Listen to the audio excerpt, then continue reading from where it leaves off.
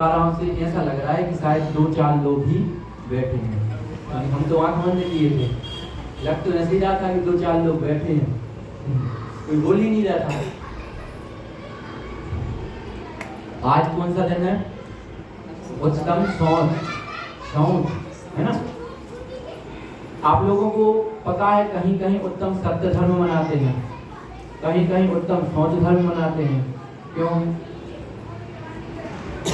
ध्यानत राय जी ने जो पूजन लिखी है उसमें उत्तम सत्य धर्म को पहले रखा गया है, और जो अब पूजन लिखी जा रही है जैसे पूर्णमती माता जी ने जो पूजन लिखी है उसमें उत्तम सौंच धर्म को पहले रखा है। हालांकि विद्वत मत इसी में रहता है कि उत्तम सौंच धर्म पहले मनाया जाए। उसका रीजन एक ये है, हम स्टार्टिंग से चलते हैं उत्तम क्षमा से। क्षमा के दिन हम क्या करते हैं? क्रोध का नाश करते हैं। उसके बाद मार्दव, अपनी मान कसाय को नष्ट करते हैं। फिर आर्जव धर्म आता है, हमारे अंदर सरलता आती है, हमारे अंदर से छल कपट जो मायाचारी रहती है उसको हटाते हैं। अब लास्ट में जो बचता है वो क्या होता है? लोभ, है ना। चौथी कसाय कौन सी है? लोभ। उस लोभ को हटाना है तो उत्तम सौंच धर्म को धारण करना पड़ेगा। एक रीजन ये भी होता है। अधिकांश मान्यता वर्तमान में उत्तम सौंच धर्म की ही है, इस कारण हम उत्तम सौंच धर्म पहले मनाते हैं। अन्यथा पहले ध्यानत राय जी के अनुसार उत्तम सत्य धर्म पहले मनाया जाता था, है ना। यदि कोई दर्पण है और वो साफ है, स्वच्छ है, उसमें हम अपना चेहरा देखेंगे तो हमें अपना चेहरा कैसा दिखेगा? साफ दिखेगा, स्वच्छ दिखेगा। परंतु यदि वही दर्पण गंदा हो तो क्या उसमें हमारा चेहरा साफ दिखेगा? नहीं दिखेगा। कोई सरोवर है, सरोवर मतलब तालाब, कोई तालाब है, उसका जल स्वच्छ है, शांत है, रुका हुआ है, उसमें आप अपना चेहरा देख सकते हो। उसकी गहराई का आप अनुमान भी लगा सकते हो कि यह कितना गहरा है। परंतु यदि वही जल गंदा हो तो आप क्या उसमें अपना चेहरा देख सकते हो? उसकी गहराई का अनुमान लगा सकते हो कि यह कितना गहरा हो सकता है? नहीं लगा सकते। जैसे वो गंदा जल हमारे किसी काम का नहीं है, वैसे ही हमारा गंदा मन भी किसी काम का नहीं है। आज उत्तम सौंच धर्म हमें यही सिखाता है। सुचेर भावम सौचम, जो सुचिता का भाव है वो क्या है? सौंच धर्म है। पवित्रता का भाव, पवित्रता हमारे लिए अत्यंत आवश्यक है। हमारे जीवन के विकास के लिए पवित्रता अत्यंत आवश्यक है। लेकिन आंतरिक पवित्रता, आज तक हम क्या करते आए हैं? केवल बाहरी पवित्रता दिखाते हैं। हमने अपने शरीर की आंतरिक जो पवित्रता है, आंतरिक जो सरलता है, उसको बाहर नहीं किया। केवल हम क्या करते आए हैं? बाहरी दिखावा करते आए हैं। बाहर से हम जो दिखाते हैं वो हमारे अंदर नहीं होता है। सफाई की आवश्यकता है, लेकिन आंतरिक सफाई की। संत कहते हैं अभी तक हम बाहरी सफाई में उलझे रहे, परंतु आज का जो धर्म है वो हमें अपनी आंतरिक सफाई के बारे में कहता है। कहावत है ये, मन चंगा तो कसौटी में गंगा। यदि तुम्हारा मन पवित्र है तो गंगा में नहाने की कोई आवश्यकता नहीं है। परंतु यदि हमारा मन ही पवित्र ना हो तो आप दुनिया की कोई सी भी गंगा में नहा लो, आपका उद्धार होने वाला नहीं है।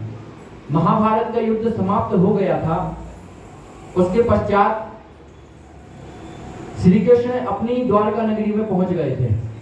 युधिष्ठिर के मन में एक ख्याल आता है, हमने इतना बड़ा युद्ध किया है, ना जाने कितने जीवों की हत्या की है, कितने लोगों को मौत के घाट उतारा है, किसी के हाथ तोड़े, किसी के पैर तोड़ा, किसी को गले से काटा, किसी को कहीं से काटा, इतना खून बहाया है, हमारे अंदर इतने पाप भर गए हैं कि हम किसी भी प्रकार से मोक्ष जा ही नहीं सकते। क्या किया जाए? अंदर ही अंदर उनके ग्लानि होने लगी। उनको लगा कि हमें तीर्थ यात्रा करना चाहिए, कुछ पाप हमारे कम हो जाएंगे। उनने विचार किया वो जाते हैं श्री कृष्ण जी के पास द्वारिका नगरी। श्री कृष्ण जी से निवेदन करते हैं कि आप भी महाभारत में हमारे साथ थे, हमने इतने लोगों की हत्या की है, इतने लोगों को मारा है, हमारा विचार है कि हम तीर्थ यात्रा करके गंगा आदि नर्मदा आदि नदियों में स्नान करके अपने पापों का प्रक्षालन कर लें। श्री कृष्ण जी कहते हैं भाई अभी तो हम अपने राज्यपाठ में बहुत बिजी हैं, हमारा बहुत अभी काम पड़ा हुआ है, हम तो अभी जा नहीं सकते। हाँ लेकिन तुम एक काम करो, मेरी ये तुम्बी है, तुम्बी समझते ना, जैसे कोमड़ा कद्दू जैसी एक वो तुम्बी टाइप की रहती है ना, तो मेरी ये एक तुम्बी है, इसको तुम अपने साथ ले जाओ और जहां जहां तुम स्नान करो इस तुम्बी को भी क्या कराना, स्नान कराना। जिस जगह जगह तुम तीर्थ यात्रा करो जहां जहां अपना सर टेको इस तुम्बी का भी सर टेकना। ठीक है भाई। जब श्री कृष्ण नहीं मानते हैं तो वह उनकी तुम्बी को लेकर ही तीर्थ यात्रा पर निकल जाते हैं। कुछ दिन पश्चात उनकी तीर्थ यात्रा क्या होती है, समाप्त होती है और घर के लिए वापस रवाना होते हैं। द्वारका नगरी पहुंचते हैं तो श्री कृष्ण उनके भव्य अति भव्य भोज की व्यवस्था करते हैं, उनके लिए अच्छे अच्छे पकवान परोसे जाते हैं। पांडव युधिष्ठिर भोजन ग्रहण करते हैं। थोड़ी बच्चों से बोलो, आवाज मत करें। उनके लिए स्वादिष्ट भोजन परोसे जाते हैं, वह भोजन करते हैं। अंत में श्री कृष्ण आते हैं और उनके लिए क्या देते हैं, खीर परोसते हैं। अंत में श्री कृष्ण उनके लिए खीर देते हैं। वह खीर क्या थी, उसी तुम्बी के द्वारा बनाई गई थी जो तुम्बी वह ले गए थे नर्मदा गंगा नदियों में स्नान करने के लिए। उस तुम्बी को भी उन्होंने स्नान कराया, खुद ने भी स्नान किया। अब जब उन्होंने जैसे ही उस खीर को खाया तो क्या करने लगे, थू थू करने लगे। अरे कैसा भोजन है, कैसी खीर है, इसमें इतनी कड़वी खीर है, कोई स्वाद ही नहीं है। तो श्री कृष्ण बोलते हैं यह वही तुम्बी है जो आप लोग जगह जगह जाकर अनेक तीर्थों पर जाकर स्नान करवा के इसको यहाँ लेकर आए हो। कहने का तात्पर्य उस तुम्बी ने भी स्नान किया फिर भी उसके अंदर का कड़वापन गया क्या, नहीं गया। उसी प्रकार हमारा शरीर है, आप इस शरीर को कितना भी धो लो, कितना भी मान लो, पर यह शुद्ध होने वाला है क्या? जब तक आप अंदर से नहीं मानोगे तब तक यह शुद्ध होगा नहीं होगा। कितना भी धो लो, आप लाख कोशिश कर लो, फिर भी यह शरीर हमारा शुद्ध होने वाला नहीं है। आप लोगों ने कोयला देखा होगा। अच्छा एक बात बताओ, यदि आपसे बोल दिया जाए कि इस कोयले को जितना धोना हो आप धो, जितना निरमा पाउडर साबुन जो भी लगाना हो, जितनी महंगी से महंगी क्रीम लगाना हो लगाओ, लेकिन इसको सफेद कर दो, कर सकते हो क्या? बताओ। आप बड़ी से बड़ी महंगी से महंगी क्रीम लगा लेना, महंगे से महंगा कोई भी डिटर्जेंट पाउडर साबुन लगा लेना, फिर भी क्या कोयला सफेद होगा? नहीं होगा। होगा तो किस कारण से होगा? उसको अग्नि के द्वारा तपाना पड़ेगा, उसी के बाद क्या होगा, वह सफेद होगा, वो भी राख के रूप में। जब राख के रूप में आ जाएगा उसके बाद ही वह कोयला क्या होगा, सफेद होगा। परंतु हमारा जो शरीर है वो अग्नि के तपने के बाद भी पवित्र नहीं होता। बताएंगे अभी आगे। हमारा जो शरीर है उसको आप कितना ही तपा लो फिर भी वह पवित्र होने वाला नहीं है। क्यों? देखो आपको एक दृष्टांत दें। हम सुबह से शाम तक केवल क्या करते हैं, अपने शरीर को सजाने में लगे रहते हैं। लगे रहते हैं नहीं लगे रहते? आप लोग बताओ। आप रात में सोते हो तो अच्छा बढ़िया मुंह वगैरह धो के, कंघी वगैरह करके, मतलब ऐसा थोड़ी कि अपन बाहर से आए तो हाथ पैर धुलते हैं नहीं धुलते? धुलते हैं ना। हाँ, व्यवस्थित होकर सोते हैं सभी लोग कि हाँ भाई अब ठीक है, हम ठीक ठाक लग रहे हैं, मतलब हमारे अंदर से कोई बदबू नहीं आ रही, ऐसा फील करके सोते ना अपन, है ना। हाँ, तो अब एक बात बताओ, जब आप लोग मतलब हम सभी लोग जब सुबह उठते हैं तो हमारे मुंह से बदबू आती है नहीं आती? आती है ना। हम मुंह को धोकर सोए थे फिर भी बदबू आ गई है नहीं आ रही? आ रही है। हम अपने मुंह को धोकर सोए थे उसके बाद भी आंखों में क्या लगा रहता है, कीचड़ लगा रहता है नहीं लगा रहता? लगा रहता है ना। हम मुंह को धोकर सोए थे उसके बाद भी हमारे ओंठ ऐसे सूख जाते हैं जैसे कई दिन से ऐसे ही पड़े हो, सूख जाते हैं। मतलब मक्खियां भिनभिनाने लगती हैं हमारे चेहरे पर, ये स्थिति बन जाती है। हाँ, क्यों बन जाती है? देखो, आप उसी शरीर को सुबह से शाम तक संवारने में लगे हो, फिर भी वह शरीर किसी भी प्रकार से शुद्ध होता नहीं है। कोयला तो एक प्रकार से क्या होता है, आप उसको जला देते हो, लकड़ी को जला देते हो तो वो कोयला बनती है, कोयला को जला देते हो वो राख बन जाती है। कम से कम वो राख क्या होती है? बर्तन मांजने के काम आती है ना।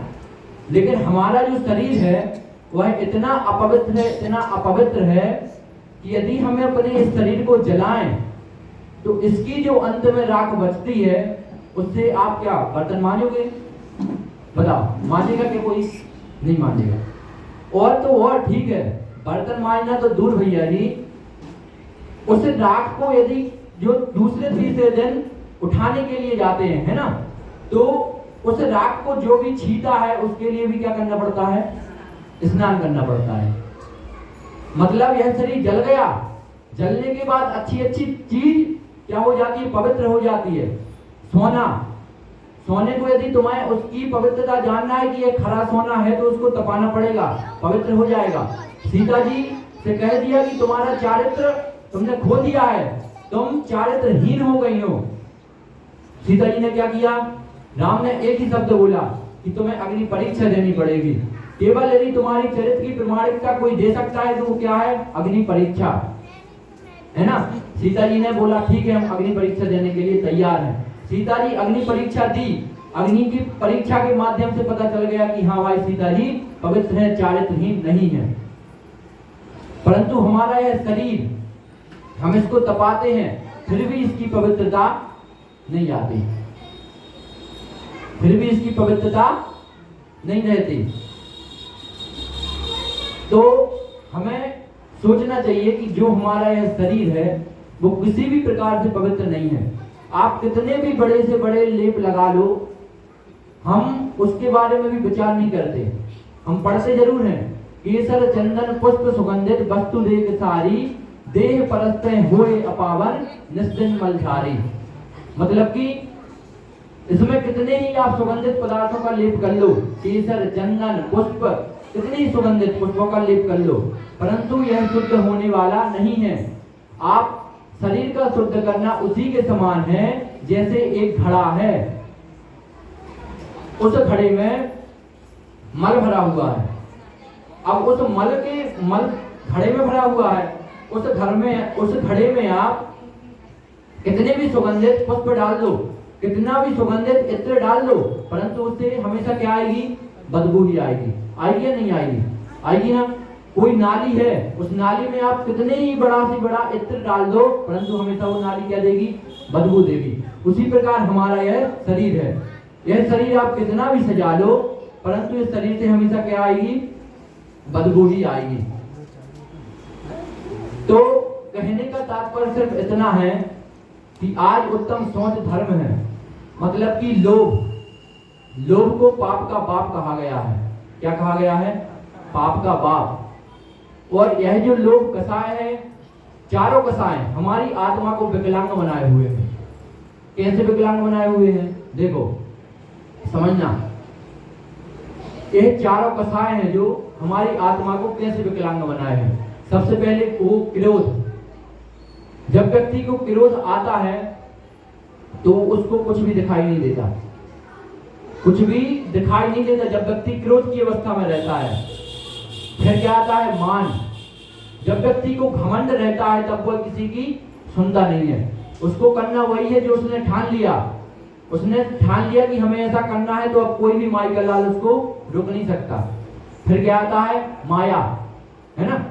तो मायाचारी, जो व्यक्ति मायाचारी करता है उसकी जुबान पर कोई भी भरोसा नहीं करता, कोई उस पर विश्वास नहीं करता। फिर आता है लोभ, और लोभ का तो क्या ही कहना, लोभ तो हमारी नाक कटवा देता है। अब देखो, क्रोध ने हमारी क्या छीन ली? बताओ। आंखें छीन ली। क्रोध ने हमारी आंखें छीन ली। माया कसाय ने हमारी क्या छीन ली? माया कसाय ने हमारी जिह्वा छीन ली, हमारी जुबान छीन ली। माया कसाय ने हमारी कान छीन लिए। माया कसाय से क्या होता है? व्यक्ति किसी की सुनता नहीं है, है ना। और फिर क्या आता है? मान कसाय ने व्यक्ति के कान छीन लिए और माया कसाय ने व्यक्ति की जिह्वा छीन ली, है ना, और लोभ कसाय ने व्यक्ति की नाक छीन ली। अब आप स्वयं अनुमान लगाओ, जिस व्यक्ति का ना मुंह हो, ना आंख हो, ना कान हो और ना नाक हो, वह व्यक्ति कैसा दिखेगा? बताओ कैसा दिखेगा वह व्यक्ति? हाँ, समझ रहे हो? तो ये होती है कसाय की प्रवृत्ति। मतलब इस कसाय ने हमारे शरीर को क्या बना दिया है? विकलांग बना दिया है। और उसमें भी अब देखो, लोभ को सब कसायों का बाप कहा गया है। कैसे? जब व्यक्ति लोभ करता है, जब व्यक्ति के अंदर लोभ जागता है, उसने किसी व्यक्ति को देखा तो उस चीज के प्रति उसका आकर्षण जागा, है ना, उस चीज को पाने की चाहत उसके अंदर जागी। इस चीज को हम कैसे प्राप्त कर सकते हैं? अब आकर्षण जागा तो पाने को तरह तरह के हथकंडे अपनाएगा, कैसे हम इसको प्राप्त करें। अब जब वो हथकंडे अपनाएगा तो उसके अंदर माया आएगी, मायाचारी आएगी, उसको कुछ भी करना पड़े, चाहे किसी से छल करना पड़े, किसी को मारना पड़े, धोखे से कुछ भी करना पड़े, लेकिन वो चीज को प्राप्त करेगा। अब जब वो मायाचारी में सफल हो गया तो उसके अंदर क्या आ जाता है? फिर घमंड आ जाता है, अहम में वह भूल जाता है, और जब उसके अहम पर चोट घलती है तो उसका क्रोध की ज्वाला जागृत हो जाती है। क्या हो जाती है? क्रोध की ज्वाला जागृत हो जाती है। दुनिया में कोई भी बड़े से बड़ा युद्ध देख लो आप, इसी के कारण हुआ है, लोभ कसाय के कारण। रावण ने सीता का हरण किया, रावण ने सीता का हरण किया, उसके अंदर तृष्णा भाव जागा, सीता को हरण करने वह सफल हो गया। पहले लोभ जागा उसके अंदर, सीता पर आकर्षण आया, है ना, आकर्षण आने के बाद उसने सीता को छल कपट के द्वारा हरण करने का भाव बनाया, उसमें वह सफल हो गया तो उसके अंदर अहम भाव आ गया, अहंकार आ गया। अब अहंकार आया तो जब फिर अहंकार पर उसके चोट लगी तो उसका क्या हो गया? क्रोध जागृत हो गया। जो रावण लक्ष्मण के द्वारा खींची गई एक रेखा को लांघने में असमर्थ था, वो राम लक्ष्मण से युद्ध करने के लिए ललकार रहा है। क्या बोल रहा है कि जब राम और लक्ष्मण मुझे युद्ध में हरा देंगे उसके बाद ही मैं सीता को वापस करूंगा, अन्यथा मैं ऐसे सीता जी को वापस नहीं करूंगा। जब राम और लक्ष्मण मुझे युद्ध में हरा देंगे उसके बाद ही मैं सीता को वापस लौटाऊंगा। ये होती है क्रोधी व्यक्ति की स्थिति। क्रोधी व्यक्ति क्या सोचता है? उसको कुछ समझ नहीं आता कि हम क्या करें, वो सब करवाता कौन है? लोभ कसाय। अब व्यक्ति कहता है भैया जी लोभ तो हमें समझ में ही नहीं आता कि लोभ हमारे अंदर लोभ है, हम तो जानते ही नहीं कि लोभ होता भी है। ठीक है, एक पंडित अपनी माँ से कहता है माँ मुझे ज्ञान प्राप्त करना है, मेरे अंदर बहुत अच्छा है कि मैं शास्त्रों का ज्ञान प्राप्त करूं। माँ कहती है ठीक है बेटा, यदि तेरी इच्छा है तो तू ज्ञान प्राप्त करने बाहर चला जा, जहां तेरी इच्छा हो। वह पंडित बाहर चला जाता है। कुछ वर्षों बाद वह ज्ञान प्राप्त करके वापस आता है। अब वह वापस आता है, अपनी माँ को प्रणाम करता है। माँ उससे पूछती है, अदर बातचीत होती है, फिर माँ उससे पूछती है कि बेटा लोभ क्या होता है? तेरे अंदर अभी तक लोभ वगैरह तो नहीं आया, लोभ कसाय तेरे अंदर तो नहीं आई? तो वह बेटा कहता है, वह पंडित कहता है माँ ये लोभ क्या होता है? हम लोभ को तो जानते ही नहीं, क्या कहलाता है लोभ? तो माँ उसको डांटती है, तो विद्वान बनने गया था, तो पंडित बनने गया था, और तुझे पता नहीं है कि लोभ क्या कहलाता है?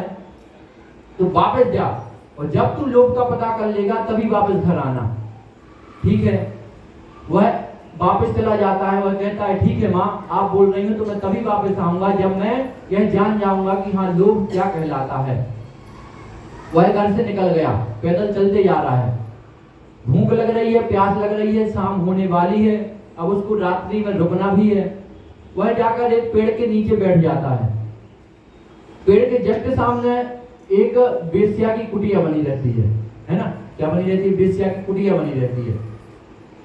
वेश्या का काम ही होता है लोगों को अपनी तरफ खींचना, लोगों को बुलाना। अब वो वेश्या उस पंडित को देखती है, उसे क्या लगा कि सामान्य कोई साधारण व्यक्ति है। वह उसके पास जाती है, पेड़ के पास गई तो उसको समझ आया कि हाँ ये पंडित है, तिलक वगैरह लगाए हुए थे वो। वह प्रणाम करती है कि महाराज आप यहाँ क्यों बैठे हो? तो वह पंडित अपने आने का कारण बताता है कि ऐसा ऐसा हुआ। माँ ने हमें बताया कि लोभ, माँ ने हमसे पूछा कि लोभ क्या कहलाता है, हमें पता नहीं था लोभ क्या कहलाता है, तो हम वापस से ज्ञान प्राप्त करने जा रहे हैं कि लोभ क्या कहलाता है। तो वह वेश्या उससे कहती है, पंडित जी, आप रात्रि में जब यहाँ विश्राम कर ही रहे हो तो क्यों ना आप चलकर हमारी कुटिया में विश्राम कर लो। आपके चरण यदि हमारी कुटिया में पड़ जाएंगे तो हमारी कुटिया धन्य हो जाएगी, पवित्र हो जाएगी। पंडित पहले तो नहीं मानता है, बहुत आग्रह करती है वह वेश्या, परंतु वह नहीं जाता है। वह बोलता है कि हम एक वेश्या के घर में जाएंगे, ऐसा कभी भी हो ही नहीं सकता, लोग क्या बोलेंगे, ये पंडित होकर वेश्या के घर गया। तो वेश्या उससे बोलती है कि साधु महाराज, इतने वर्ष हो गए हमारे यहाँ किसी भी पवित्र व्यक्ति के चरण नहीं पड़े हैं, आप पहुंच जाएंगे तो हमारा घर धन्य हो जाएगा, उसके लिए हमें कुछ भी कीमत आपको देनी पड़े, आप हमारी एक बार कुटिया में पहुंच जाओ। अब जैसे ही पंडित को वह बोलती है कि मैं आपके लिए जो भी आप बोलोगे पैसा आदि मैं आपको देने के लिए तैयार हूँ। पंडित हाँ बोल देता है, ठीक है, घर ही तो जाना है, कौन सी बड़ी बात है। पंडित उसके घर चला जाता है, वह बैठता है, वेश्या उसके लिए पानी लेकर आती है। पंडित क्या बोलता है, पंडित जी, ठीक, मैं वेश्या के हाथ का पानी पीऊंगा, इतना गिरा हुआ हूँ क्या मैं। वेश्या पुनः बोलती है, महाराज मैं आपके लिए इसका भी जो आप बोलोगे वो राशि आपके लिए प्रदान कर दूंगी। पंडित वह पानी पी लेता है। अब वेश्या भोजन तैयार करने लगती है, भोजन लेकर आती है, पंडित से पुनः आग्रह करती है। पंडित जी फिर से बोल देते हैं कि मैं वेश्या के हाथ का भोजन ग्रहण करूंगा क्या, इतना लज्जित दिखता हूं तुझे। वेश्या पुनः बोलती है, महाराज अभी तक आप जो मुझसे ले रहे थे उससे आप दोगुना ले लेना, फिर भी आप हमारा बना हुआ है भोजन ग्रहण कर लो। पंडित मान जाता है। अब वेश्या उससे क्या बोलती है, महाराज हमारी अंतिम इच्छा है कि हमें भोजन आपको अपने हाथ से खिलाना है, हमें भोजन आपको अपने हाथ से खिलाना है। पंडित मना कर देता है। वेश्या पुनः बोलती है, पंडित मान जाता है। जैसे ही वह हाथ बढ़ाती है और पंडित के गाल पर एक खींच कर लगाती है और फिर बोलती है कि पंडित जी ये कहलाता है लोभ। क्या कहलाता है, ये कहलाता है लोभ। हाँ, ये होती है लोभी व्यक्ति की परिणति। जब व्यक्ति के अंदर लोभ जागता है उसको कुछ भी नहीं सूझता। पहले साइकिल थी, मन करता था मोटरसाइकिल हो जाए, मोटरसाइकिल हो गई, मन कर रहा है कार हो जाए, कार हो गई, बस हो जाए, हवाई जहाज हो जाए। मतलब जो हमारे तृष्णा का घड़ा है वो आप कितना ही कमा लो भरने वाला नहीं है। आप कितना ही लाख कोशिश कर लो, दुनिया भर आप मतलब सारी दुनिया की मेहनत उसी में खर्च कर दोगे, फिर भी जो हमारे तृष्णा का घड़ा है वो कभी भी भरने वाला नहीं है। एक गांव में एक पंडित जी पहुंचे।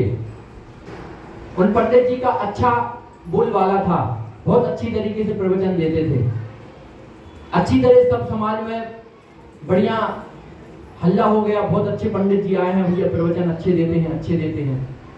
और सुना है कि आज तो द्रव्य संग्रह पर उनको प्रवचन देना है। किस पर देना है, द्रव्य संग्रह पर। दो व्यक्ति ऐसे थे उस गांव में जो कभी प्रवचन सुनने नहीं आते थे, वो प्रवचन के नाम से ही चिढ़ते थे, अरे ये क्या ज्ञान देंगे, हमसे ज्यादा ज्ञानी हो सकते हैं क्या, ये हमें नहीं सुनना प्रवचन, इनसे बड़े पंडित हम खुद हैं, पूछो क्या पूछना है। लेकिन जैसे ही उनको पता चलता है कि आज इस पर प्रवचन होना है, द्रव्य संग्रह जी के पर प्रवचन होना है, लोगों ने बताया भाई आप तो पंडित जी द्रव्य संग्रह पर प्रवचन देंगे और बहुत ज्ञानी पंडित हैं, बहुत अच्छा बोलते हैं, प्रवचन जरूर सुनना चाहिए। अब वह व्यक्ति देखते हैं कि सारे गांव के लोग भागते जा रहे हैं, प्रवचन सुनना है। उन दो व्यक्तियों के मन में भी जागता है कि हाँ यार द्रव्य संग्रह पर प्रवचन दे रहे हैं, सुनना तो चाहिए, इसमें हमारा ही फायदा है क्योंकि द्रव्य संग्रह पर प्रवचन दे रहे हैं। अब द्रव्य संग्रह का अर्थ आप लोगों को बाद में पता चलेगा। ठीक है, वो लोग आ गए, पंडित जी के प्रवचन स्टार्ट हुए, मंगलाचरण हुआ। मंगलाचरण के बाद जैसे ही पंडित जी ने द्रव्य संग्रह पर प्रवचन देना स्टार्ट किया, पंडित जी ने बोला का जीव घना, है ना, इतना ही बोला सिर्फ। उसके आगे अब जो दो व्यक्ति थे, पंडित जी ने अपना श्लोक पूरा किया, तो क्या बोलते हैं, ये द्रव्य संग्रह पर प्रवचन चल रहे हैं, द्रव्य संग्रह, हाँ भैया द्रव्य संग्रह पर प्रवचन चल रहा है। हमने तो सुना था द्रव्य संग्रह पर, हाँ तो भैया द्रव्य संग्रह पर ही प्रवचन चल रहा है। ये द्रव्य संग्रह है, ये तो हमारे ऊपर से जा रही है। भैया आपने कौन सा द्रव्य संग्रह सुना था? हमने सुना था भैया कि द्रव्य संग्रह मतलब द्रव्य मीन्स पैसा, संग्रह मीन्स जोड़ना, कि द्रव्य का संग्रह कैसे किया जाता है ना, पैसे को इकट्ठा कैसे किया जाता है, पैसे को कैसे कमाया जाता है, इस पर प्रवचन होने इसलिए हम सुनने आए थे। लेकिन प्रवचन पंडित जी तो कुछ और ही बोल रहे हैं। तो ऐसे ऐसे व्यक्ति भी बहुत सारी जगह देखने को आते हैं। क्यों? व्यक्ति के अंदर केवल क्या है? लोभ है। लोभ के अलावा कुछ उसको दिखता ही नहीं। क्या करें? जैसे जैसे आपके अंदर कमाते जाओगे आपका जो लोभ है वह बढ़ता जाएगा। कपिल ब्राह्मण का उदाहरण सभी ने सुना होगा। वह अपने घर से बाहर शिक्षा ग्रहण करने के लिए आया था कि हम शिक्षा ग्रहण करेंगे। उसके पिता के मित्र के यहाँ रहकर वह शिक्षा ग्रहण करता था और भोजन की व्यवस्था उसकी एक सेठ के यहाँ थी। जो सेठ के यहाँ एक दासी काम करती थी, उस दासी से उस ब्राह्मण को क्या हो जाता है? प्रेम। वह आया तो था शिक्षा ग्रहण करने, शिक्षा का पाठ पढ़ने, परंतु क्या करने लगा? प्रेम का पाठ पढ़ने लगा, है ना। अब उस दासी से जब उसको प्रेम हो जाता है तो उसकी दासी को एक दिन किसी प्रोग्राम में, किसी पार्टी आदि में जाना होता है। पार्टी आदि से मतलब कि उस टाइम का जो सामूहिक कार्यक्रम चलता था उस कार्यक्रम में उसको जाना होता है। तो अब वह अपने उस प्रेमी से बोलती है कि हमें इस महोत्सव में जाना है और हमारे पास कोई भी धन नहीं है, तुम मुझे एक सुंदर सा हार की व्यवस्था करके दो। अब ब्राह्मण कहता है भैया हमारे भोजन की व्यवस्था किसी दूसरे के यहाँ है, हम तुम्हें हार कहाँ से ला कर दें।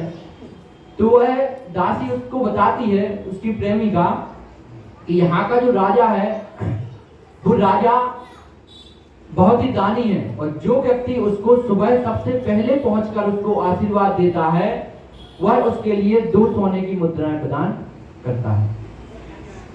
उस ब्राह्मण ने सुबह का समय नजदीक जाना कि हाँ सुबह होने वाली है, हमसे पहले कोई और वहां पहुंचकर राजा को आशीर्वाद ना दे दे, इस अपेक्षा से वह अर्धरात्रि में ही राजा के पास, राजा के घर जाने के लिए, राजमहल जाने के लिए वह क्या हो गया? निकल गया, है ना। अब वह भागता जा रहा है इस आशा से कि हमसे पहले वहां पर कोई और दूसरा पहुंच ना जाए। अब वह राजा के पास जैसे ही दौड़ रहा था, राजा के जो नौकर चाकर थे, सेवक थे, उन्होंने उसको दौड़ते हुए देखा, उसको पकड़ लिया, राजा के पास ले गए। महाराज यह दौड़ रहा था, रात में चोरी करने के लिए अपने बंगले में घुस रहा था, राजा के सामने पेश किया जाता है। राजा उससे पूछते हैं तुम क्यों दौड़ रहे थे? वह बताता है कि महाराज ऐसी ऐसी बात है, हम दासी से प्रेम करते हैं, हमारी प्रेमिका ने हमसे बोला था हमें हार की आवश्यकता है, हमारे पास, हम ठहरे गरीब ब्राह्मण, हमारे पास देने के लिए कुछ भी नहीं था, यदि हम ना देते तो प्रेमिका गुस्सा हो जाती, रुष्ट हो जाती। तो आपको हमने सुना है कि आपको जो भी प्रथम आशीर्वाद देता है सुबह, उसके लिए आप 2 सोने की मुद्राएं प्रदान करते हैं। राजा उसकी सत्यनिष्ठता से प्रसन्न हो जाता है। वह कहता है हाँ ब्राह्मण, मैं तुम्हारी सत्यनिष्ठता से प्रसन्न हूँ, तुम मांगो क्या मांगते हो, तुम जो मांगोगे हम देंगे। ब्राह्मण खुश हो जाता है। वह कहता है महाराज हमें 2 मिनट का आप समय दीजिए, हमें सोच लेने दो कि हम आपसे क्या मांगे। वह एक कोने में जाकर सोचने लगता है। वह सोचता है कि राजा 2 स्वर्ण मुद्राएं तो हमें दे ही रहे थे, क्यों ना हम 100 मांग लें। वह कहता है ठीक है, उसने 100 का सोचा। अब वो जाने के लिए जैसे ही तैयार हुआ, उसके दिमाग में क्या आया, हम 100 स्वर्ण मुद्राएं लेंगे तो इससे तो आभूषण और वस्त्र आदि ही आ पाएंगे, फिर तो ये खत्म हो जाएगा। एक काम करते हैं 1000 ले लेते हैं, ठीक है, हाँ ये ठीक रहेगा। फिर वापस जाने के लिए हुआ 1000, ये तो बहुत जल्दी खत्म हो जाएंगी, इतने इतने बड़े बड़े सेठ हैं, उनके पास तो लाखों स्वर्ण मुद्राएं होती हैं, हम लाख मांग लेते हैं, हाँ ठीक है लाख मांग लेते हैं। जैसे जाने के लिए हुआ, अरे यार नहीं लाख नहीं यार, करोड़ मांग लेते हैं, करोड़। अब जैसे ही फिर वह यह सोच रहा था तो राजा क्या बोलता है, ब्राह्मण जल्दी करो, क्या सोच रहे हो, बताओ क्या चाहिए तुम्हें। तो जैसे ही उसके कानों में शब्द गूंजता है ब्राह्मण, उसके अंदर का क्या जाग जाता है, ब्रह्म जाग जाता है, उसके अंदर ब्रह्म जाग जाता है। वह अपने आप को कोसने लगता है कि मैं 2 स्वर्ण मुद्राओं की सोच कर आया था, मैं कहां पहुंच गया, करोड़ों की स्वर्ण मुद्राओं पर पहुंच गया, फिर भी मेरी यह इच्छा शांत नहीं हो रही, करोड़ों के आगे भी हम बढ़ते जा रहे हैं। उसके लिए अंदर से वैराग्य उत्पन्न हो जाता है। अब राजन उसके पास आकर पूछते हैं, ब्राह्मण बताओ क्या चाहिए तुम्हें, क्यों इतना सोच रहे हो। तो वह महाराज से कहता है, महाराज हमें जो चाहिए था हमें वो मिल गया। महाराज कहते हैं, हमने तो तुम्हें कुछ दिया ही नहीं, कहां से तुम्हें मिल गया। नहीं महाराज, हमें जो चाहिए था वो तो हमें प्राप्त हो गया। क्या प्राप्त हो गया भाई, हमें भी तो बताओ। महाराज हम 2 स्वर्ण मुद्राओं की सोच कर आए थे, लेकिन हमारी सोच 1 करोड़ मुद्राओं पर पहुंच गई है। राजन कहते हैं, तुम 1 करोड़ क्या, हमसे 10 करोड़ स्वर्ण मुद्राएं मांगो, हम तुम्हें 10 करोड़ देने के लिए तैयार हैं, लेकिन मांगो तो। वह कहता है, नहीं राजन, हमें जो चाहिए था हमें मिल गया, अब हमारे लिए कुछ भी नहीं चाहिए। हाँ, तो लोभी व्यक्ति की परिणति ऐसी होती है कि वह सोचता है कि हम धर्म कर लेंगे, लेकिन कुछ पैसा आ जाने दो, कुछ पैसा आ जाएगा तो हम कुछ दान भी कर देंगे, कुछ धर्म भी कर लेंगे, बाकी अभी कमा लेने दो, अभी हमारी कमाने की जिंदगी है। लेकिन भैया ये नहीं सोचते हैं कि ये जिंदगी कब निकल जानी है, ऐसे ही तुम्हें पता भी नहीं चलेगा। यही सोचते रह जाओगे कि हम धर्म बाद में कर लेंगे। अभी हमारी एज ही क्या है, अभी तो हमारे कमाने खाने के दिन है, यदि हम अभी नहीं कमाएंगे खाएंगे तो फिर कब खाएंगे। भैया अभी से आप अपने आगे 25 साल का सोच कर देखो। अभी तो आपका चेहरा ठीक है, अच्छा खूबसूरत दिखाई दे रहा है, परंतु 25 साल आगे इस पर 2560 झुर्रियां दिखाई देगी, देगी या नहीं देगी, देगी।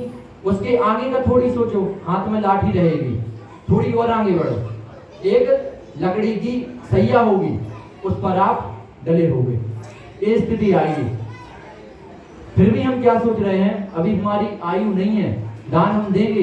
त्यागाय स्थिर ऐसे वित्त मवित्त संचिनोतिया, मतलब कि हम त्याग करेंगे, लेकिन कब करेंगे, उसका समय आने पर।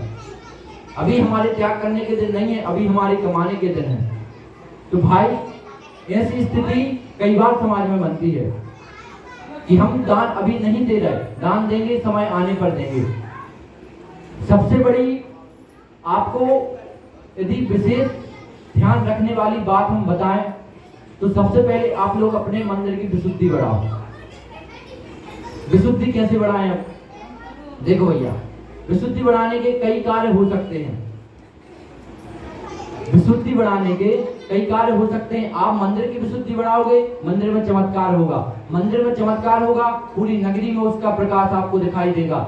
हमेशा आपने जहां जहां भी देखा होगा, जहां जिस मंदिर में नियम फॉलो किए जाते हैं, मतलब कि स्थिरता से जहां जहां आपने चमत्कार का सुना है कि यहाँ चमत्कार हो गया, वहां निश्चित रूप से कई ऐसी चीजें रहती हैं जो मंदिर में चमत्कार जन्य स्थिति पैदा करती हैं, मतलब कि विशुद्धि पैदा करती हैं। आप लोगों को आवश्यकता है अपने मंदिर में चमत्कार पैदा करने की। चमत्कार भगवान से पैदा नहीं होता, चमत्कार हमें खुद पैदा करना होता है। आप लोग जितनी शुद्धि मंदिर में रखेंगे उतना आपका मंदिर पवित्र होगा। आपका मंदिर जितना पवित्र होगा उतना देवालय, जो यहाँ व्यक्ति आते हैं उनका मन पवित्र होगा, और व्यक्ति का मन पवित्र होगा फिर तो सब चंगा चंगा है ही। अब भैया मंदिर को शुद्ध कैसे करें? कई बार क्या होता है, कई व्यक्ति बाहर घूमते रहते हैं। बाहर कितने प्रकार के लोग रहते हैं। सबसे पहले तो हमारी एक प्रकार वेशभूषा होनी चाहिए। वेशभूषा का भी बहुत बड़ा प्रभाव पड़ता है। यदि आप लोग अपनी वेशभूषा निश्चित कर लेंगे कि हमें मंदिर यही पहन के जाना है। हमने देखा है यहाँ अधिकांश लोगों से, मतलब हम केवल अभी बच्चों की क्लास ले रहे हैं, कुछ बच्चे पाठशाला में अभी ऐसे भी आ जाते हैं कि कोई इतना हाफ पैंट पहने है ना, तो ये मंदिर की वेशभूषा नहीं होती। बच्चों को आप स्टार्टिंग से ही बताओ कि मंदिर क्या पहन के जाना है। कम से कम फुल पैंट तो होना चाहिए, कुर्ते पजामे ना हो, परंतु फुल पैंट अवश्य होना चाहिए। कोई भी बच्चा, बहुत स्ट्रिक्टता से इस चीज को मना करो, कोई भी बच्चा हाफ पैंट पहन के मंदिर नहीं आएगा। कोई भी कोई भी बड़े व्यक्ति है कभी भी गलत उल्टे सीधे कपड़े पहनकर मंदिर नहीं आएगा। कोई भी लड़की है उल्टे सीधे वस्त्र पहनकर मंदिर नहीं आएगी, है ना। सबसे पहले अपनी वेशभूषा को सुधारो। उसके बाद कई चीजें और अपवित्र करने की रहती हैं, जैसे कि किसी किसी घरों में अशुद्धि हो जाती है। महिलाओं का भी अशुद्धि का टाइम रहता है। अब उस अशुद्धि का भी विशेष ध्यान रखें। देखो, सबसे ज्यादा यदि आपको प्रभाव पड़ेगा तो इसी चीज से पड़ेगा। आप लोग जितनी शुद्धि रखेंगे, आप लोग जितना अपने घर में शुद्धि रखेंगे, उतना आपका घर पवित्र रहेगा, आप लोग उतने पवित्र रहेंगे, और जब आप लोग पवित्र रहेंगे तो मन तो पवित्र होगा ही होगा। दूसरी बात क्या होता है, कुछ सूतक पातक भी हमारे यहाँ लग जाते हैं, लगते हैं नहीं लगते, सबके यहाँ आता है ना। तो पहले तो आप लोगों को ये पता होना चाहिए कि पातक में अशुद्धि क्यों मानते हैं। बता सकता है कोई? सूतक पातक में अशुद्धि क्यों मानते हैं, मतलब हमें मंदिर क्यों नहीं आना चाहिए, बताओ। किसी को पता है क्या? भाई ये बोलते हैं हम कि सूतक में मंदिर नहीं जाना चाहिए, पातक में मंदिर नहीं जाना चाहिए। देखो, सूतक में मंदिर इसलिए नहीं जाना चाहिए क्योंकि जब तक किसी व्यक्ति का जन्म होता है, किसी बच्चे का जन्म होता है, उस समय माँ की नाल काटी जाती है ना। तो उस नाल के कटने में जो दोष लगता है, उस दोष के प्रायश्चित के रूप में हमें सूतक लगता है। पातक क्यों लगता है? पातक में किस चीज का दोष होता है? अब भैया व्यक्ति तो आ रहा है, भैया आपने बोल दिया कि नाल कटी है तो उसका दोष लगेगा। वो व्यक्ति तो जा रहा है, क्या लेके जा रहा है, उसमें किस चीज का दोष? तो शास्त्रों में आया है कि जब व्यक्ति मरण करता है तो मरण के समय जब उसका अंतिम संस्कार किया जाता है, उस अंतिम संस्कार में जो हमें दोष लगता है, उस दोष के प्रायश्चित के लिए पातक लगता है। पातक 13 दिन का होता है। 3 पीढ़ी तक 13 दिन, उसके बाद चौथी पीढ़ी 10 दिन, 5वीं पीढ़ी 6 दिन, ऐसे पीढ़ी दर पीढ़ी पर बढ़ता जाता है। अब इन दिनों हमें विशेष ध्यान रखना चाहिए कि आप लोग 3 दिन तक तो मंदिर आ ही ना। यदि आप आ भी रहे हैं, आपका नियम है देव दर्शन का, तो आप बाहर से खड़े होकर दर्शन कर सकते हैं, परंतु मंदिर के अंदर आप कदम भी नहीं रख सकते।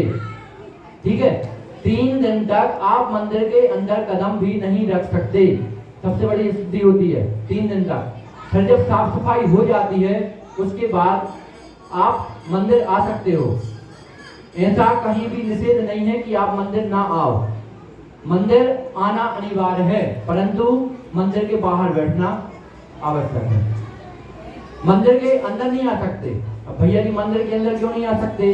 हम मान रहे हैं कि आप चटाई के बाजू में बैठ रहे हो, आप मंदिर की कोई भी चीज इस्तेमाल नहीं कर रहे हो, परंतु आपके द्वारा दूसरा व्यक्ति जो छिप रहा है, टच हो रहा है, वो तो चटाई का इस्तेमाल कर रहा है, वो तो मंदिर की द्रव्य इस्तेमाल कर रहा है। अब आप आ गए, आपके पूजन के भाव में, बहुत अच्छी बात है, अनुमोदना आपके भावों की, परंतु आप आए तो अच्छी भावों से, आप आए इसलिए कि हमें पुण्य लगेगा, हम पूजन करने जा रहे हैं, परंतु हो क्या रहा है आपके द्वारा?